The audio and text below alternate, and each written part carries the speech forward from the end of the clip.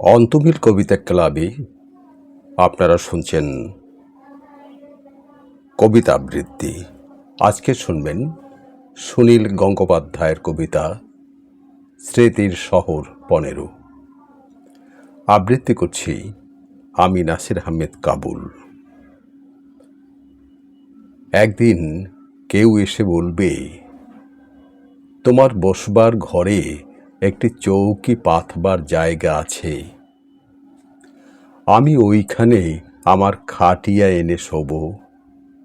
আমার গাছতলা আর ভাল লাগে না।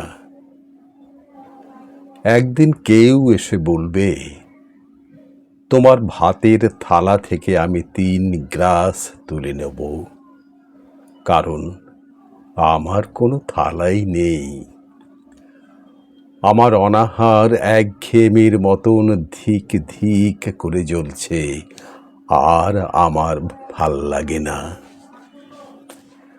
গাড়ি বারান্দার তলা থেকে ধুলো মাখা 3টে বাচ্চা ছুটে এসে বলবে, ওগো, আমরা বাসি রুটি চাই না, 5 নয়া চাই না, আমাদের ছাই রঙের হাফ প্যান্ট আর সাদা শার্ট পরিয়ে চুল আশ্রে দাও।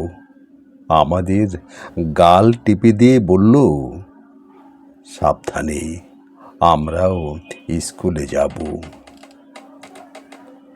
একদিন কয়লা খনির অন্ধকার থেকে উঠে আসবে একজন কালো রঙের মানুষ।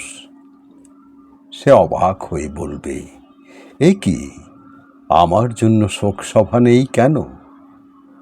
ডিনামাইট নিয়ে আমি গিয়েছিলাম গভীর থেকে আরো গভীরে, আমি ফিরিনি, কিন্তু তোমাদের জন্য আগুন এসেছে। আমার নামে তোমরা কেন নাম রাখুনি শহরের রাস্তার?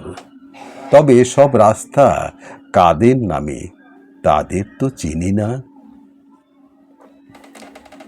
একদিন ধান খেতে কাদা জল মেখে দাঁড়ানো একজন মানুষ নিজের চেয়ে আরো অনেক লম্বা হয়ে উঠে গলা তুলে বলবে, তোমরা যারা কোনোদিন কাদা জল মাখুনি, মাটিতে শোনোনি কোনো আওয়াজ, জানো না ঘাম রক্ত উৎকণ্ঠায় সবুজ হয় সোনালি, সেই তোমরাই শস্য নিয়ে রাহাজানি করো, আর আমার সন্তানরা থাকে উপবাসী।